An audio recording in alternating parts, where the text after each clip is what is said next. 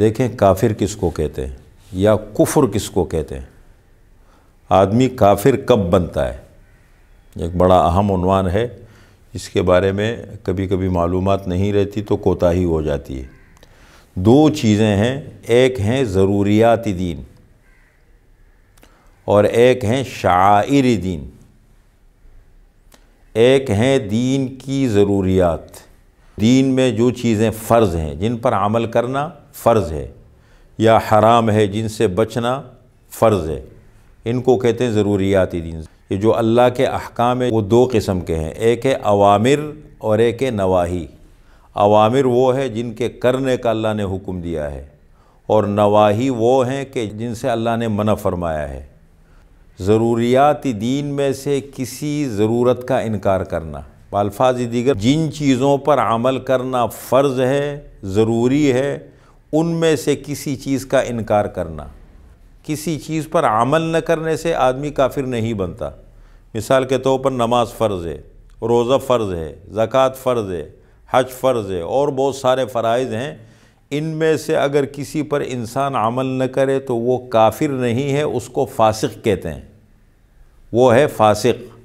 لیکن اگر ان میں سے کسی کا انکار کر دے کہ میں نماز نہیں مانتا، میں فلاں نماز کو نہیں مانتا ہوں، میں زکوٰۃ کو نہیں مانتا ہوں، میں حج کو نہیں مانتا ہوں، تو انکار کر دے۔ ضروریات دین کا انکار کرنا، دو چیزوں کو سمجھے، عمل کرنا الگ چیز ہے، انکار کرنا الگ چیز ہے۔ تو اگر انکار کر دے تو آدمی کافر ہو جائے گا، اور اگر عمل نہ کرے تو کافر نہیں بنتا، فاسق ہو جائے گا۔ اگر ایک آدمی کہے کہ میں شراب کو حرام نہیں مانتا تو وہ کافر ہو جائے گا، اور اگر ایک آدمی شراب پیتا ہے وہ کافر نہیں، وہ فاسق ہے، اس کو فاسق کہتے ہیں۔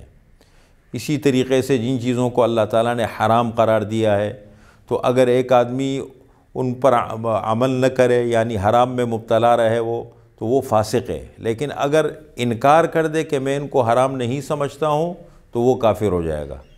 تو یہ پہلی چیز ہو گئی کہ ضروریات دین کا انکار کرنا یہ کفر ہے۔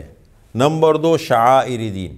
شعائر دین کا مطلب یہ ہے کہ دین کی علامتیں، دین کی نشانیاں کیا کیا ہیں؟ شعائر شعیرتن کی جمع ہے، جو دین کی علامات ہیں، دین کی نشانیاں ہیں، بہت ساری ہیں۔ ان الصفا والمروۃ من شعائر اللہ، صفا مروہ شعائر اللہ میں سے ہیں، نماز شعائر اللہ میں سے ہے۔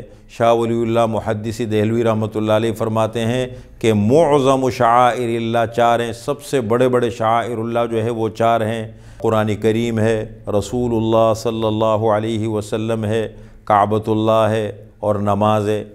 مسجد بھی شعائر اللہ میں سے ہے، داڑھی بھی شعائر اللہ میں سے ہے، پردہ بھی شعائر اللہ میں سے ہے، قربانی کے جانور ہیں وہ بھی شعائر اللہ میں سے ہیں، اور بہت سارے شعائر اللہ ہے۔ اذان شعائر اللہ میں سے ہے۔